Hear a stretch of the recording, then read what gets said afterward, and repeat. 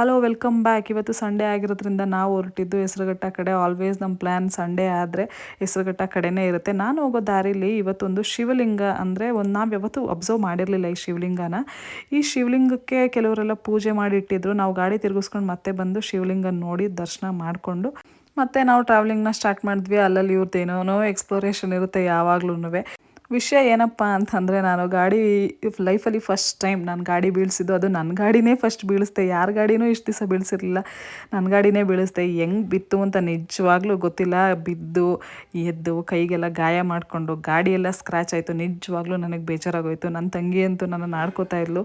ನಾನಂತೂ ಸದ್ಯದಲ್ಲಿ ಈ ಗಾಡಿಯಲ್ಲಿ ನಿನ್ನ ಗಾಡೀಲಿ ಕೂತ್ಕೊಂಡಿಲ್ಲ ಅಂತ. ನನ್ನ ಜೊತೆ ಕೂತ್ಕೊಂಡಿದ್ದು ನನ್ನ ಫ್ರೆಂಡ್ ಗಾಯತ್ರಿ ಕೂತ್ಕೊಂಡಿದ್ಲು. ಅದು ಅಲ್ಲದೆ ಇನ್ನೊಂದು ಗಾಯತ್ರಿ ಕತೆ ಏನಂತ ಅಂದರೆ, ಇದನ್ನು ಜೇನುಗೂಡು ಅಂತ ಅಂದ್ಕೊಂಡು ನಮಗೂ ಎದುರಿಸ್ಬಿಟ್ರು. ನಾವು ಏನಪ್ಪ ಈ ಜೇನುಗೂಡ ಅಂತ ನೋಡ್ತಾ ಇದ್ವಿ. ಅದು ಆ್ಯಕ್ಚುಲಿ ಜೇನುಗೂಡು ಅಲ್ವೇ ಅಲ್ಲ. ನನಗೆ ಆ್ಯಕ್ಚುಲಿ ಬೇಜಾರಾಗಿದ್ದು, ನನ್ನ ಗಾಡಿ ಮೇಲೆ ಸಖತ್ ಬೇಜಾರಾಯಿತು. ನೋಡಿ ಗಾಡಿ ಯಾವ ಥರ ಸ್ಕ್ರ್ಯಾಚ್ ಆಗಿದೆ ಅಂತ ಅಂದ್ಬಿಟ್ಟು. ನನಗೆ ಏಟಾಗಿದ್ದು ಬೇಜಾರಾಗಿಲ್ಲ, ನನ್ನ ಗಾಡಿ ಸ್ಕ್ರ್ಯಾಚ್ ಆಯ್ತಲ್ಲ ಅಂತ ಬೇಜಾರಾಯಿತು. ಆ್ಯಂಡ್ ಇನ್ನೊಂದು ಏನಂತಂದರೆ, ಈ ಹೋಗೋ ದಾರಿಯಲ್ಲಿ ಹೆಸರುಘಟ್ಟ ಮೇನ್ ರೋಡಲ್ಲಿ ನೀವು ಒಳಗಡೆ ಹೋಗ್ಬೇಕಾದ್ರೆ ಇಲ್ಲಿ ಇವರು ಇದನ್ನು ಅಂದರೆ ಗ್ರಿಲ್ಡ್ ಚಿಕನ್ ಸಮಥಿಂಗ್ ಏನೋ ಮಾಡ್ತಾರೆ, ಚೆನ್ನಾಗಿತ್ತು ಅಂತ ಅಂದರು ನನ್ನ ತಂಗಿರೆಲ್ಲ. ನಾವು ತಿನ್ನಲಿಲ್ಲ. ಏನಕ್ಕೆ ಅಂತಂದರೆ, ಇದು ಕಾರ್ತಿಕ ಮಾಸದಲ್ಲಿ ಮಾಡಿರೋ ವೀಡಿಯೋ, ಅದನ್ನು ನಾನು ಇವಾಗ ಅಪ್ಲೋಡ್ ಮಾಡ್ತಾ ಇದ್ದೀನಿ. ಟೇಸ್ಟ್ ವೈಸ್ ತುಂಬ ಚೆನ್ನಾಗಿತ್ತು ಅಂತ ಅಂದರು. ಒಂದು ಪ್ಲೇಟ್ 100 ರುಪೀಸು, ಸಖತ್ತಾಗಿದೆ ಅಂತ ಅಂದರು. ಇನ್ನೊಂದು ಸತಿ ನಾನು ಹೋದಾಗ ಆ ಕಡೆ ಟ್ರೈ ಮಾಡಬೇಕು. ನೀವೇನಾರು ಆ ಕಡೆ ಓಡಾಡ್ತಾ ಇದ್ರೆ ಇದನ್ನು ಟ್ರೈ ಮಾಡಿ, ನಾವು ಸಜೆಸ್ಟ್ ಮಾಡ್ತೀವಿ.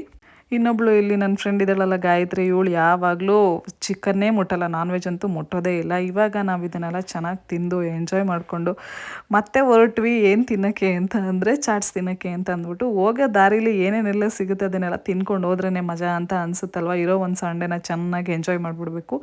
ಸಂಡೇ ಆದರೆ ನಮಗಂತೂ ಕೈ ಕಾಲುಗಳು ಮನೆಯಲ್ಲೇ ಇರೋದಿಲ್ಲ.